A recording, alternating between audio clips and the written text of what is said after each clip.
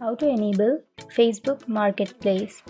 So if you want to enable your Facebook Marketplace, then first of all you have to open up your Facebook application. And now here on the upper side you can see that I don't have that marketplace on that bar, right? So if you want that on your upper side bar, then you have to go to the upper right corner which has a 3-bar icon,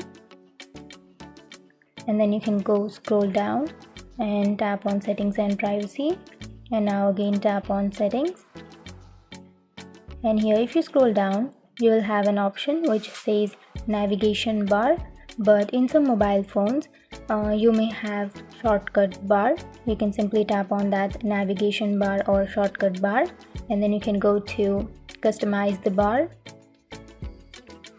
And here if you have any hidden shortcuts, then you can go to those hidden, and then you have to simply tap on pin. After pinning the marketplace you can simply go back, and now if you refresh your Facebook you can simply go back, and then you have to remove that and you have to open up your Facebook again, and now you can see that you will have this marketplace option on your bar. That's how you enable Facebook Marketplace. And if you have any questions, feel free to comment below. Thanks for watching.